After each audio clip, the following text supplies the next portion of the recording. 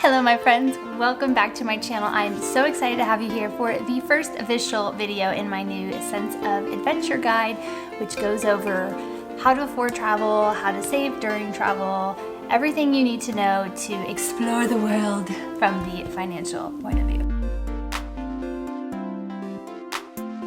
I'm going to apologize now because this is not the best video that I'm making as far as production goes. I don't have any cool animations or B-rolls. I'm just trying to stay consistent with this channel and bringing you guys new videos every week.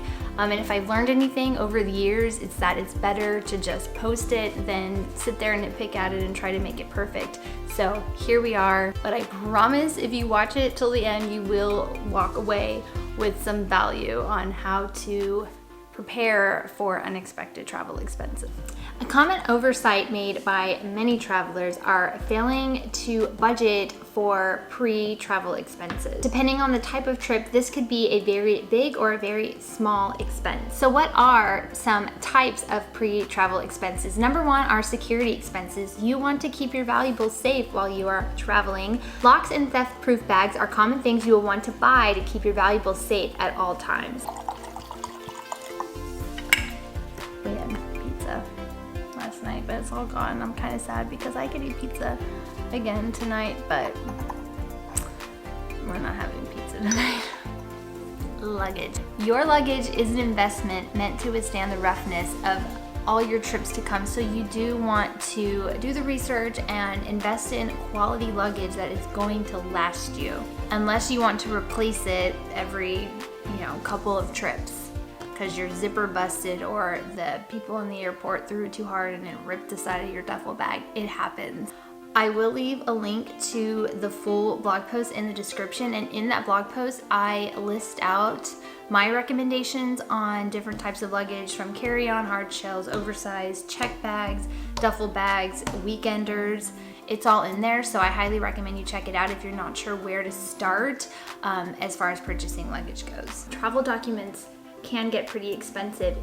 Many places, if your passport is not valid for 6 months after your travel date, you will have to renew. So you want to make sure you look at your passport to make sure that it will be valid for 6 months following your trip. If not, you will need to apply to get a new passport or a passport for the first time. Visas are also another thing. I've never personally had to get a visa, so I can't speak on that procedure, but I do know that they cost money. My recommendation for you would be to check the government website of the country that you will be traveling to. Medicine and vaccinations. Before my trip to Asia, I had to update my shots and visit my primary doctor twice. That means both times I went, I had to pay a co-pay. I think for my insurance, it was $60 total. In order to get motion sickness medications, I had to get a Z-Pack. I ended up getting my flu shot and my MMR.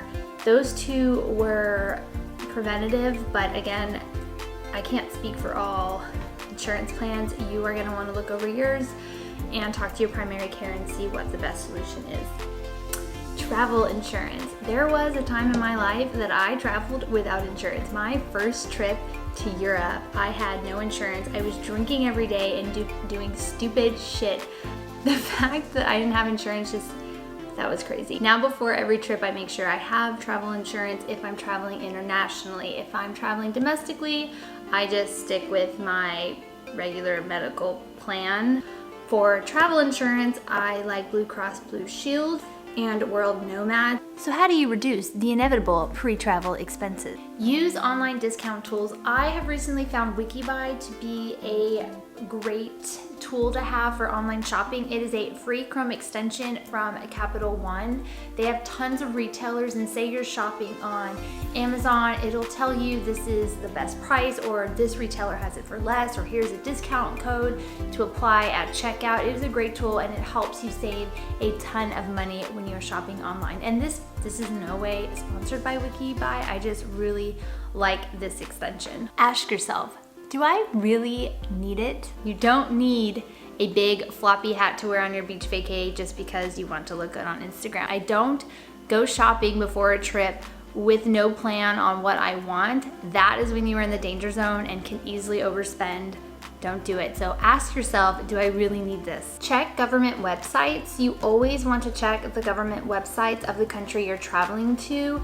see what their visa and passport requirements are before making any purchases. Can you borrow it? Ask around your friends and family and see if they have things that you can borrow. I love raiding my sister's closet. If you're watching this, thank you for always allowing me to borrow your clothes and keep some eventually. I have your tank top, I'm sorry. She also has a ton of travel-sized goodies that she gets from her Birchbox or something. I don't know. I basically shop at my sister's room for things before a trip, and it saved me a lot of money, so thanks, sis. Spread your purchases out. As soon as you know you are going on a trip, start making purchases little by little. This won't necessarily help you with reducing pre-travel expenses, but it can soften the blow from having to spend it all at once. But I would argue that it actually could save you money, because by having more time, you are more likely to catch sales and discounts and deals on things rather than having to buy it at the last minute because you're going on a trip tomorrow and you need it. So this is where the planning is really important. The earlier you start the planning process, the more you'll be mindful of the things you will need, and the sooner you can start buying it and the more likely you'll be able to catch deals. Do you see? Planning. So that is all I had for you. I hope this helped, and I just want to say thank you to all of you who are here, who are supporting this channel. It means the world to me that you're here and I get to keep doing what I love, which is helping more people travel. So thank you. I literally cannot thank you enough. I know I keep saying that, but thank you, and I will see you next week.